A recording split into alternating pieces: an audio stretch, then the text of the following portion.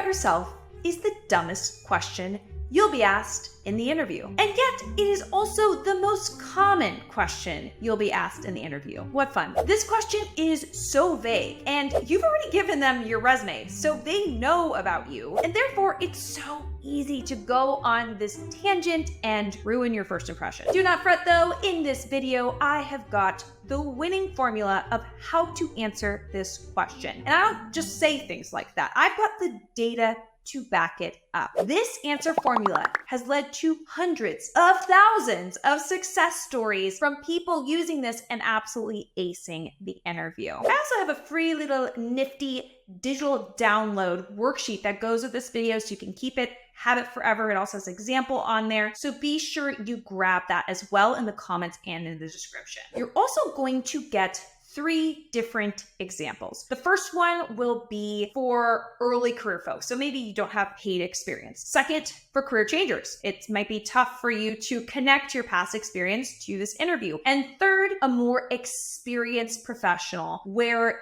you risk talking about too many things. Let's dive in. If you're new here, welcome. I'm Madeline Mann. I am a human resources leader and job search strategist. You may have seen me in the New York Times, ABC News, Wall Street Journal, and more. Additionally, I have been recognized by both LinkedIn and Spotify as one of their top job search instructors. Be sure to subscribe to this channel so that you can have a sweet advantage over all of the other candidates. Kicking it right off with part 1 of the Tell Me About Yourself formula, it's who you are. Too many of us have autobiography syndrome, where when we're asked this question, we feel obliged to tell our entire life story so they fully understand how we got to where we are, or at least our entire professional story. The thing that you have to realize is a company doesn't actually care that much about your work history. Really, what they care about is, are you going to blow this role out of the water, Shamu? Can you solve our problems? Pretty please, let me put you in there. And what that means is you can say a lot less in your answer, but you just want to say exactly what they want to hear to be confident in you. So for this first part of your answer, where you say who you are, you want to be very concise about a sentence or two about the type of professional you are. And the key here is to not talk about careers and jobs you've had in the past that aren't directly in line with this one you're interviewing for. It's really about stating the exact profession they are hiring for and being specific about the type of work you do. I realize that this explanation may be as clear as scrambled eggs, but trust me, at the end of this video, I'm going to give you 3 examples, so you will have no choice but to understand exactly how to do this. If your current role is not directly related with the role you were interviewing for, you should prepare a through line that connects your past experience to the role that you're going for. For example, if you are a graphic designer interviewing for a digital marketing role, you might say something like, I'm a digital marketing professional who specializes in branding, contributing to marketing campaigns, and visual storytelling. These things are all true. In your graphic design role, you did team up with marketing teams from time to time, and you have put together personal projects and taken classes that have given you the skills to be a well-rounded digital marketing professional. So claim it, you humble goose. You already got the interview. You already know that you're qualified. Don't go trailing off about your graphic design role and unconvince them. Now, remember, I did mention that there is that helpful worksheet to follow along with. Make sure you grab that link below. Let's move on to part 2, your highlights. Here, I want you to highlight some of your past accomplishments that again are directly in line with the qualifications of this role. I don't want you spouting off your biggest accomplishment, such as I closed a $10 million business development deal. Okay, but you're going for a project manager role, and closing big deals isn't a part of that. Even though that was super fancy, leave it out. For a class on how to really focus your messaging on your resume to only say exactly what the company wants to hear, which will then lead you to do better in your interviews, I will link a free resume revamp masterclass below. So you'll want to share what you've been up to in your past few jobs, highlighting several things that you've accomplished that reflect what are the main requirements on the job description. If you're a recent graduate or a career changer without as much professional experience, you can draw on academic, volunteer, or project-based activities to demonstrate your potential. For example, if you're applying to a recruiter role, but you don't have any direct experience recruiting, you could touch on your volunteer opportunity where you were helping to bring in new members to that nonprofit organization. Okay, this is the portion of the answer where it can get really long, so make sure to watch out for this, especially if you have lots of great work experience. You're likely going to think that you need to talk a lot, but I would say err on the side of a shorter answer rather than long. I call this answer the theme song because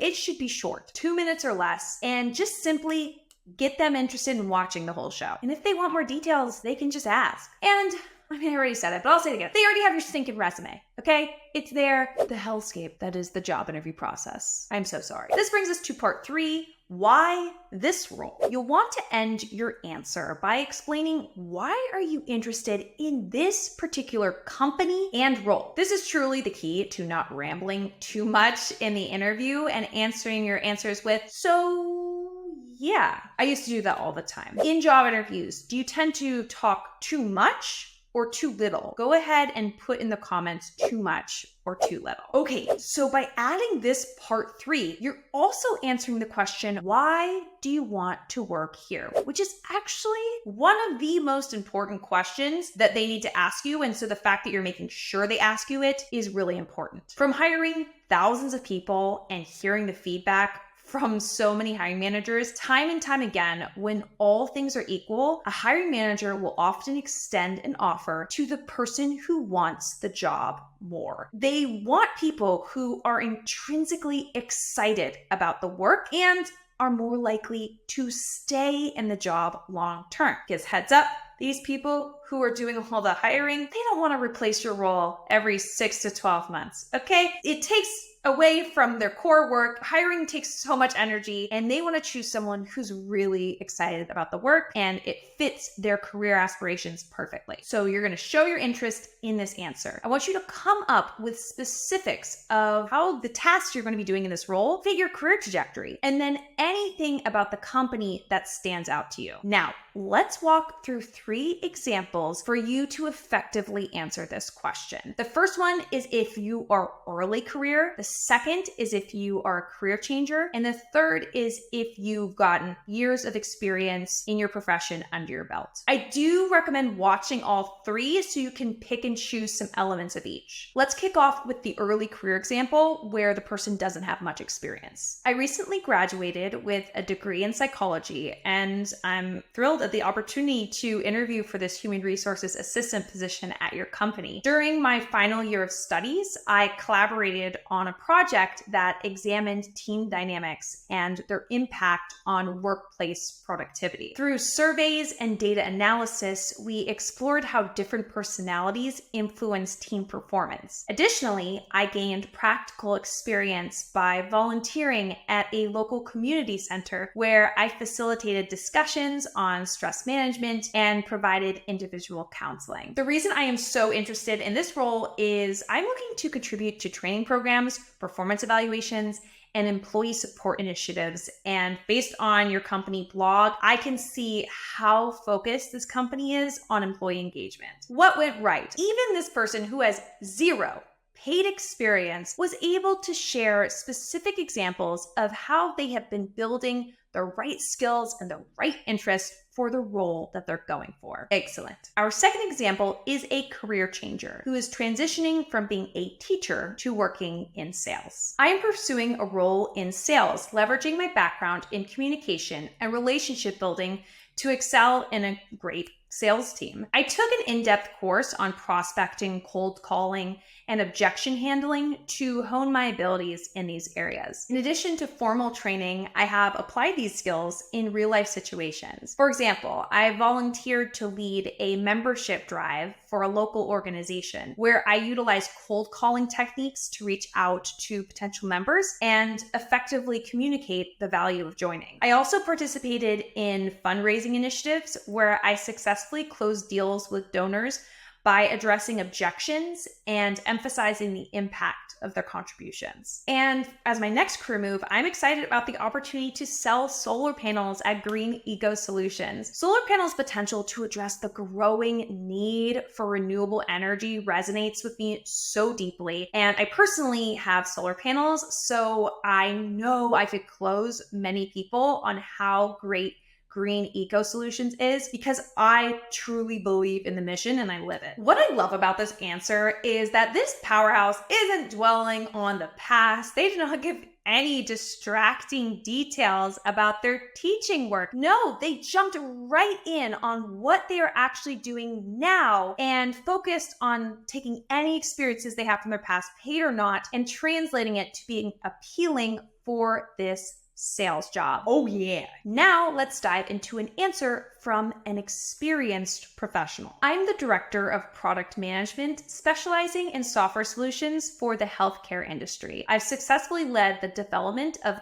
cutting-edge software products and have transformed patient care and operational efficiency. In my current role, I led the launch of a groundbreaking electronic health record system, which streamlined medical record management and significantly improved patient outcomes. Prior to that, I managed the development of a telemedicine platform that facilitated remote patient consultations, addressing the growing need for virtual healthcare solutions. What particularly drew me to the director of product management position at ABC Healthcare Solutions is the company's commitment to revolutionizing healthcare through innovative technology. The opportunity to lead the development of next generation healthcare software aligns perfectly with my passion for leveraging technology to improve patient care and drive positive outcomes. Okay, this one dropped a lot of great specifics that are relevant to the role and are oh so enticing to the interviewer. There's no way that the interviewer is second guessing whether or not this person should have gotten this interview. This was a really great, well-rounded answer. A good job. Make sure to grab the worksheet with this video, use it, practice it, go out into the world, make us proud, and then